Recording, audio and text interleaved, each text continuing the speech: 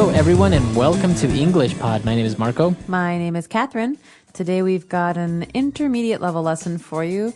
If you're interested in buying furniture for your house, you should like this lesson. Exactly. We are going to talk about a ton of different furniture items that you can get to decorate your house to make it all nice. So we're going to talk about a lot of vocabulary today. Pay attention while you're listening to some of the pieces of furniture that we talk about. We'll be back in a moment to talk more about them.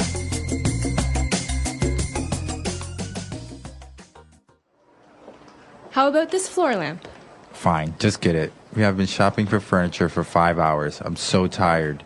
We still need to find an armoire and a dresser. Fine. I'm going to go home and drop off this nightstand, coffee table, and love seat while you look for the rest of the things.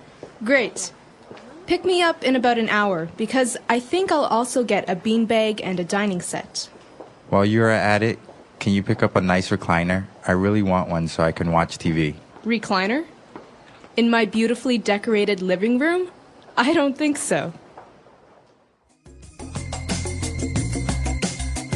All right, we're back. So now what we're going to do is, since we have so much vocab, we're going to take a look at this language in two parts. So now let's go to language takeaway part 1. Language takeaway. Okay, so everyone's heard of a lamp, a light. This is something that you use to read in the dark, for example, to see in the dark. But in this case, we have a floor lamp. Floor lamp. So this is a lamp you put on the floor. Yes, exactly. So usually this lamp would be a lot taller. It'll maybe be like a meter taller, 1.5 meters maybe. Okay, so for example, in your living room next to your sofa, you might have a very tall floor lamp. This allows you to get more light in the room. Right. So sometimes, the center light in your living room is not enough. You want maybe more light in the corners. You get a little floor lamp.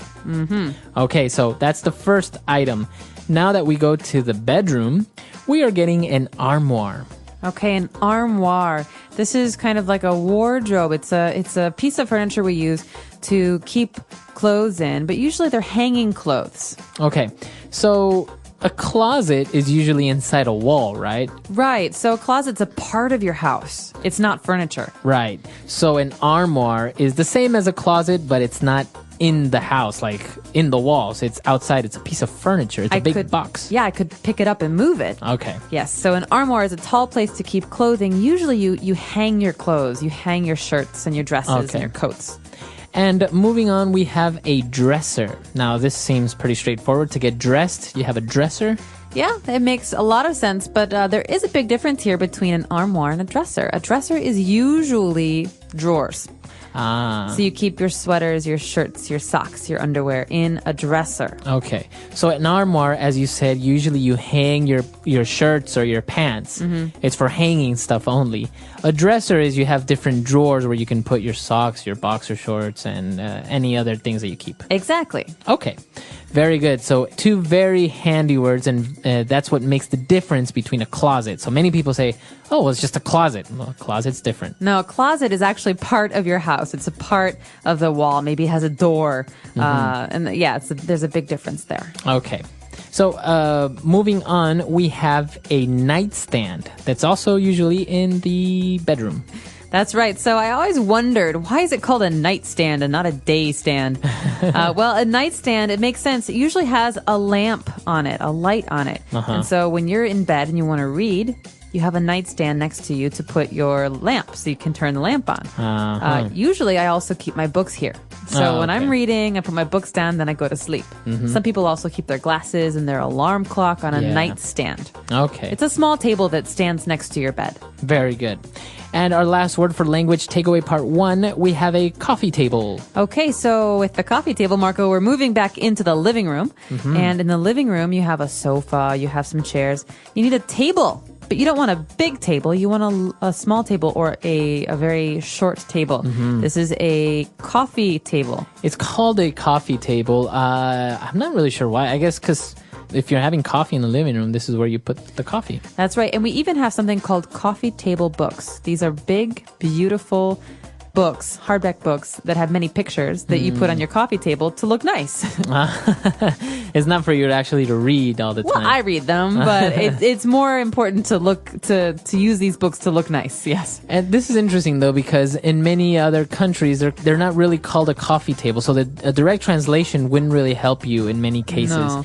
Like I think in Chinese, it's called a tea table, not a coffee table. Yeah, that makes sense. Right? Yeah. Or like I know in Spanish, it's just called a center table. Okay. So this is basically the low table you have in your living room next to your sofa, in front of your sofa actually, so you can have tea or coffee and read books. Or put your feet up while you're watching TV. Not in my house when I was a kid. All right, so now why don't we go back, listen to the dialogue again, and we'll be returning a little bit with more vocab.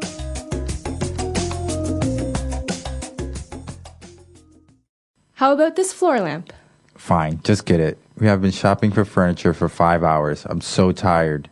We still need to find an armoire and a dresser. Fine. I'm going to go home and drop off this nightstand, coffee table, and love seat while you look for the rest of the things. Great. Pick me up in about an hour, because I think I'll also get a beanbag and a dining set. While you're at it, can you pick up a nice recliner? I really want one so I can watch TV. Recliner? In my beautifully decorated living room? I don't think so. All right, we're back. So now let's take a look at language takeaway part 2. Language takeaway. Coming up, we have one of my favorite phrases in the English language. I don't know why I like it so much, but it is a great name for a piece of furniture. A love seat. Love seat. Okay. Okay. So it sounds very romantic. It love does. Seat. Well, think about a sofa. A sofa can be very large. You can have 4 or 5 people on a sofa. Right. But a love seat is a small sofa for 2 people. Okay. So that's what makes the difference, right? It's a sofa, but only 2 people can sit on this. That's right. So if it's a big sofa, it's not a love seat. And what about if it's one, because usually sofa sets, you have a love seat, a big one, and you have one, sometimes an individual one. Do you just call that a chair? Yep. A chair.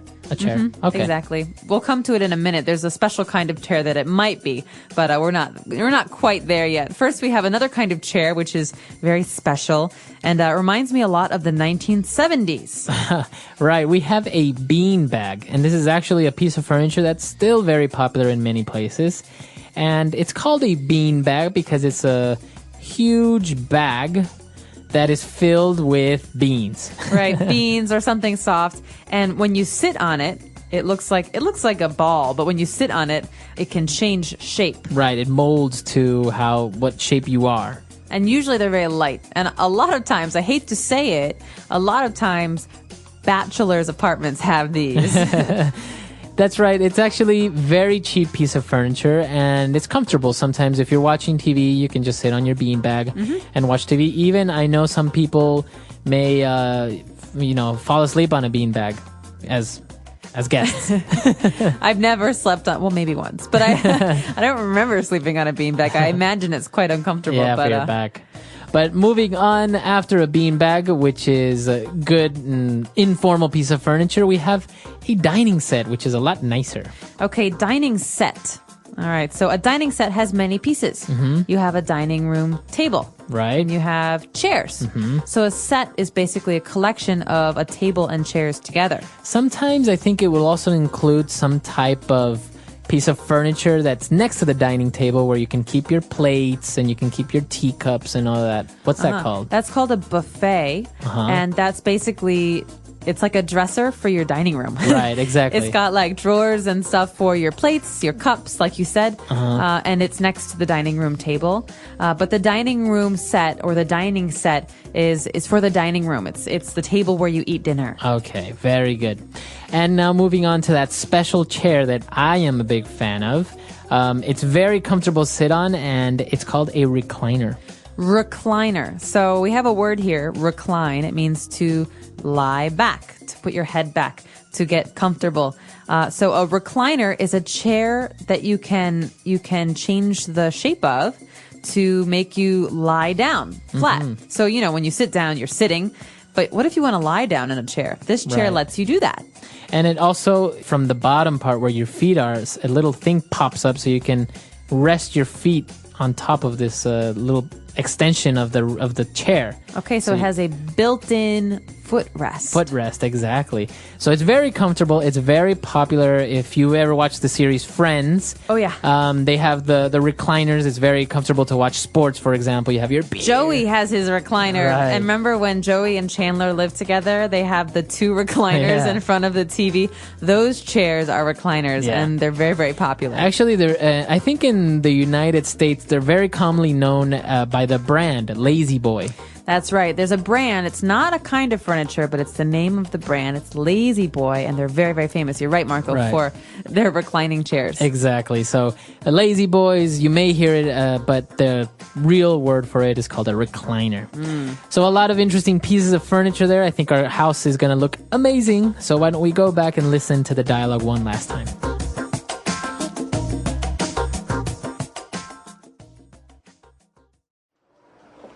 How about this floor lamp? Fine, just get it. We have been shopping for furniture for 5 hours. I'm so tired. We still need to find an armoire and a dresser. Fine. I'm going to go home and drop off this nightstand, coffee table, and love seat while you look for the rest of the things. Great. Pick me up in about an hour, because I think I'll also get a beanbag and a dining set.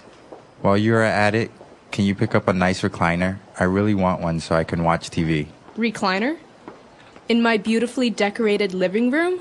I don't think so.